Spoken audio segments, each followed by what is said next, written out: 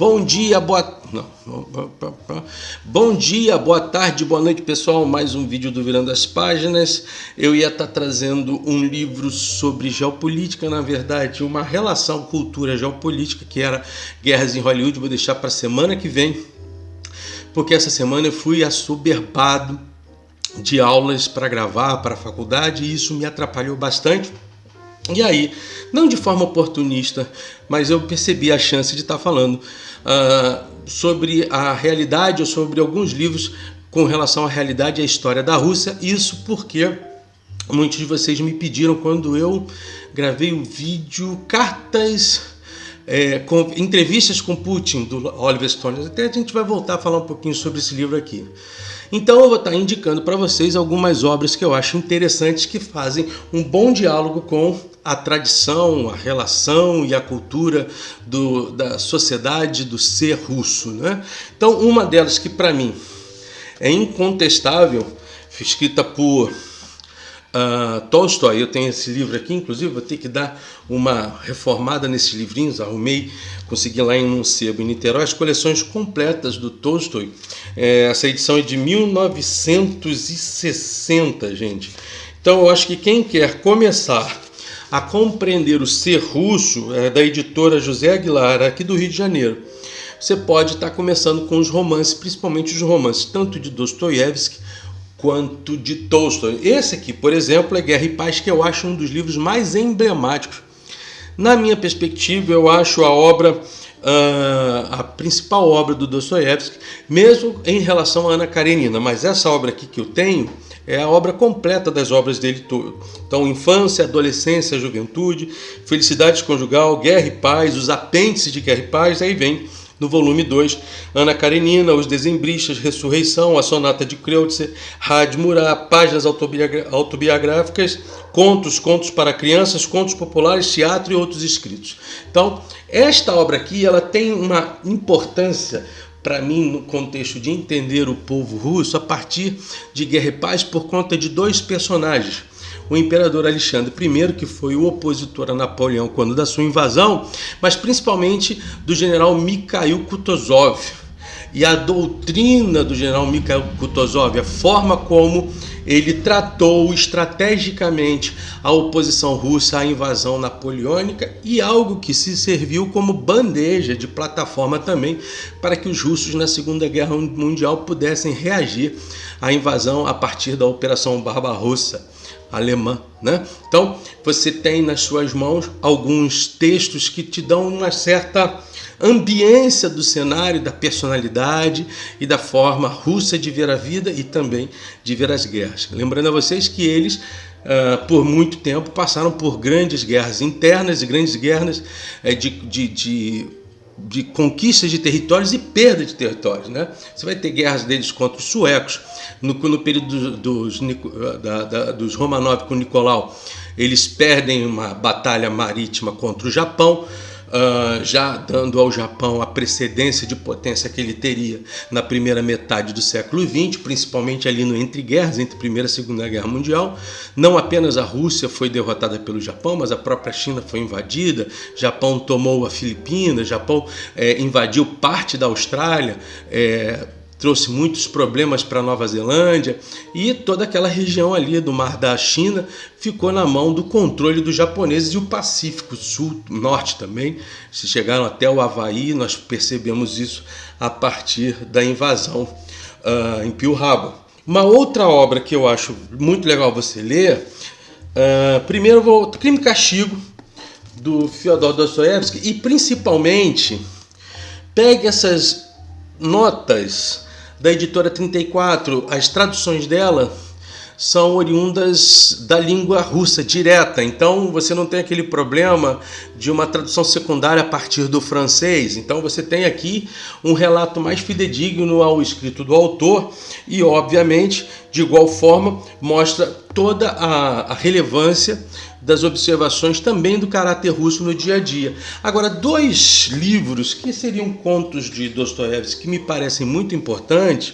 Um eu já conversei com vocês, Fyodor Dostoiévski, Memória do Subsolo, os questionamentos que a partir de um personagem moribundo e bastante antipático e bastante mau caráter, mas que Fyodor Dostoiévski vai fazer a partir dele uma pena crítica à visão dele com relação ao Europa Ocidental. Essa visão até hoje existe dentro da Rússia, e ao mesmo tempo a visão contra a importação do racionalismo europeu, principalmente a partir de uma cidade da qual Dostoiévski era cidadão, que era São Petersburgo, feita por Pedro o Grande, que era um icônico defensor do racionalismo. E o Fyodor Dostoiévski vai escrever também uma outra obra, então, Crônicas de Petersburgo, que vai mostrar os sentimentos do autor acerca da sua cidade e as consternações que ele tem a partir dos enlevos dos jornais, as disputas jornalísticas que ele produzia através do Trocista. Então, vale muito a pena você estar lendo este livro também. Então, são romances que me parecem muito interessantes. Você começa lá, então, vai lendo Guerra e Paz, depois você tem Crime e Castigo, Memórias do Subsolo, e por fim você vai com Crônicas de Petersburgo, e depois vai embora, vai lendo tudo que você puder deles, não só deles, mas Turgenev e outros tantos grandes autores russos. Aqui está mais uma dica para a relação que você tenha com a cultura e com a literatura russa. Bom, no campo geopolítico, eu vou primeiro levantar para vocês um autor norte-americano. Eu já falei sobre ele em cima do livro sobre a China, que é o Henry Kissinger, e que depois ele fez um desenho, já agora no século atual, sobre a ordem mundial vigente. Este é um livro lateral, mas que vale muito a pena você ler, se você gosta de geopolítica, para entender inclusive o cenário que nós estamos vivendo hoje nesse tal embate eurasiano que nós estamos tendo ali, e essa tal guerra de procuração mandada pelo Ocidente através da Ucrânia. Veja bem, olha aqui, não está nenhum comunista falando nada, não está aqui nenhum liberal falando qualquer coisa, aqui não está nenhum capitalista, nada disso. Está apenas um cara que faz uma análise do dia a dia. Eu entendo que esta guerra na Ucrânia foi uma guerra favoravelmente provocada por um interesse do Ocidente, e eles não fizeram os cálculos corretos. Houvessem ouvido o Henry Kissinger, estivessem feito de forma diferente. Mas vale esse livro para que você leia, para que te amplie um cenário de conhecimento geopolítico. Aí você vai entender melhor os assuntos ligados à política russa. 2 livros de história russa contemporâneos, ou pelo menos próximos: A História Concisa da Rússia, do Paul Buskovitch. É uma obra interessante que pega as ações a partir do século XVII do Império Russo e vem até o século XX, chegando ali às bordas da Revolução Russa.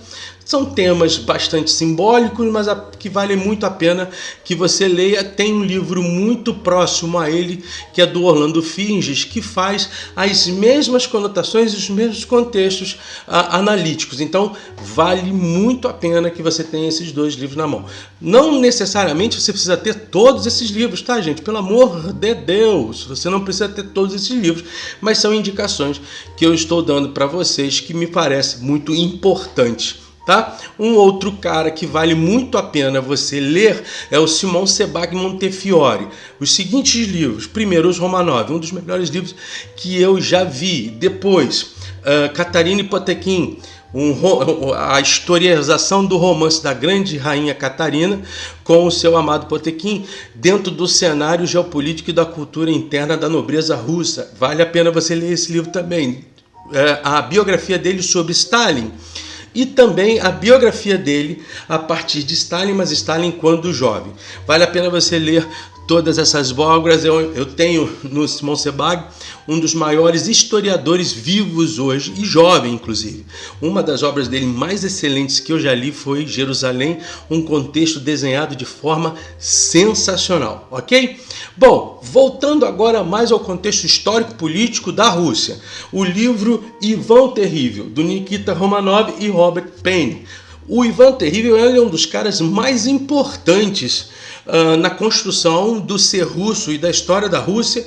O Ivan, o termo sobrenome terrível não é à toa. Essa obra não vende, não está vendendo direto nas editoras, mas você consegue achá-las em sebos, tá? É da editora Nova Fronteira. Aqui, obviamente, uma figuração do próprio Ivan e todo o contexto dele na costura do cenário russo e na projeção russa, inclusive contra os países, digamos, nórdicos, né? Os posicionamentos que ele vai ter e mesmo as relações dele dentro da própria Ucrânia. É um livro muito interessante a ser lido. Um outro livro especial é do Pedro Grande, né? A obra que quem vai escrever é o Robert Messi, né? Eu tenho aqui as outras obras dele. Pedro Grande é especialíssimo, fundador e construtor da cidade de São Petersburgo, uma cidade altamente importante. São Petersburgo, que depois foi considerada Leningrado, aquelas oscilações entre as relações do czarismo e, obviamente, as relações da Cortina de Ferro, ou então da União Soviética. Mas uma outra obra também do Robert Messi, ele é um americano, mas ficou radicado em Oxford e faz muitos estudos a partir da cultura russa. Eu tenho várias obras da editora Rocco. A Catarina Grande, uma alemã, que, se eu não estou enganado, uma alemã que liderou o reino russo. Aliás, a Rússia foi liderada por muitos estrangeiros. O próprio Stalin, por exemplo, ele era georgiano. O Trotsky, se eu não estou enganado, também georgiano foi.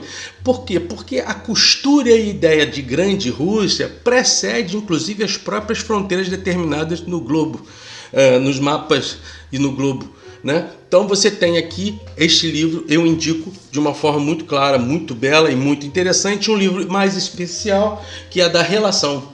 Assim como o Sebag escreveu a relação do Potemkin com a Catarina, o Messi vai escrever a relação de Nicolau e Alexandre. Nicolau, o último imperador dos Romanov. A história dele depois, mais à frente, eu vou entregar aqui para vocês, vou mostrar. Uma vida muito trágica para o último imperador da família Romanov, o Nicolau, e Alexandra, uma alemã. Dentro desse espesso aqui, vale muito a pena você procurar os livros sobre o Rasputin. Rasputin, ele participa diretamente, um louco, tá, gente? Um louco, ele vai trabalhar diretamente com a Alexandra, principalmente por conta da doença do filho herdeiro, mas uma obra muito bem trabalhada. Procurem biografias de Rasputin, vale muito a pena, tá? O outro, aqui determinando, os Romanov, o fim da dinastia Romanov, também do Robert Messi. É uma outra boa obra para você estar lendo e, a partir dela, você poder construir um passo mais da cultura e da ideia efetiva da história da Rússia. Esse livro aqui, ele é muito doloroso, porque os Romanov foram, em dado momento, Lenin não queria que a família imperial fosse assassinada, e aí vai começar aqui a explicar as questões relativas à vida, desde a queda, desde a subida dos Romanov ao poder, mas a queda final de Nicolau, e como eles acabam perdendo a vida. Doloroso, um pedaço aqui desta obra, deste livro, tá? Por fim, eu comparo a você e digo a você que você leia todas as biografias dos presidentes soviéticos e mesmo depois dos presidentes russos. Lenin, Stalin, Khrushchev, Brezhnev, Andropov, Khrushchenko, Chernenko, quem mais? Gorbachev e Boris Yeltsin, já como presidente da Rússia, já sem ser a União Soviética. Leia tudo isso e conheça o cenário que foi cooptado pela Cortina de Ferro, pela Rússia propriamente dita, da cultura de sangue do período dos czares, tá? Envenenamento, perseguição, situações por baixo do pano acontecem direto na história da Rússia, mas não me parece que não tenham deixado de acontecer, por exemplo, no Império Inglês ou mesmo na França, tá? Os livros sobre Putin que eu levantei para vocês, pessoal, faz meio que vira o rosto para ele, né? Mas é um líder que é importante para a Rússia, e não fosse ele, não sei se a Rússia estaria aqui. O primeiro, Oliver Stone, Entrevistas de Putin. Eu tenho aqui este livro, mas também tenho aqui a resenha desta obra, e que bate muito hoje com o discurso que o Putin tem tido diante do embate com a Ucrânia com relação ao comportamento ocidental diante da sua Rússia. Vale estar lendo este livro, inclusive no YouTube você tem as entrevistas filmadas, né? Então, os vídeos das entrevistas. Eu acho que vale muito a pena você estar com isso nas mãos. Uma outra obra interessante, Todos os Homens do Kremlin. Muito interessante essa obra para você conseguir enxergar a cultura de segurança, mas ao mesmo tempo a cultura de espionagem, a cultura de chantagem e os rumos de poder que este livro nos demandam por detrás dos panos do poder, mas mais poderoso ainda do que aquilo que a gente enxerga como poder dentro da Rússia. Eu tenho aqui uma outra obra, o Rússia, o Novo Czar, a Ascensão e Reinado de Vladimir Putin, do Stephen Lee Myers, um ótimo livro que vai historicizando toda a presença de Vladimir Putin no cenário de poder da Rússia, mesmo da Alemanha Oriental, quando lá ele esteve, as relações internas que ele acaba tendo mais proximamente com o Boris Yeltsin, mas, por exemplo, com o Chernenko, com Gorbachev, o próprio Putin já fazia parte, se não diretamente, indiretamente, dos caminhos da Rússia e, na virada do século, assumiu o partido, assumiu o poder efetivo desse país. Tem três críticas aqui do New York Times, uma obra abrangente, biográfica e mais informativa e completa, publicada até o momento em língua inglesa. Criterioso e abrangente, o Novo Czar retira o véu de um dos líderes mais reservados do mundo. O Novo Czar é uma biografia fascinante e imensamente detalhada de Putin, que explica de forma quase shakespeariana por que ele age e como age. Estou gostando muito desta leitura, estou no meio do caminho, mostra toda a história dele, tanto do Putin como ser humano, como Putin como o presidente da Rússia, tá bom? Um livro crítico a ele, O Protocolo Russo, do Dr. Grigory Rodchenkov. Ele mostra como ele derrubou as estratégias da Rússia nas Olimpíadas e como, a partir daí, a Rússia teve que pagar com a sua não permanência nos Jogos Olímpicos. É uma espécie de soft power da Avishara, mas que tem o seu fundamento. Aliás, o que mais você tem dentro desses cenários todos é justamente o soft power esportivo, muito importante. Então, gente, eu espero ter ajudado vocês, espero que a minha dica tenha sido boa bastante. Você quiser, me manda um zap perguntando, no zap não, me manda uma entrelinha aí pelo YouTube, me perguntando do que você quer, do que você gostaria de estar cada vez mais se apurando, participando, para que a gente cada vez mais faça essa troca. Para quem está ligado aos mimimis ideológicos de hoje em dia, eu vou falar sobre livros acerca dos Estados Unidos. Já falei de livros acerca, por exemplo, do nosso querido Churchill. Olha aqui, ó, Churchill, para quem acha, ó, Churchill. Já falei sobre a China. Já dei um toque um pouquinho sobre Obama, no soft power dele, o livro que diz ele, a narrativa autobiográfica do Obama dentro do cenário de poder que ele teve como presidente. Então eu não tenho nenhum apego, e uma coisa que eu gostaria de estar fazendo já é levantando livros sobre o Império Brasileiro e também sobre as repúblicas brasileiras, tá certo?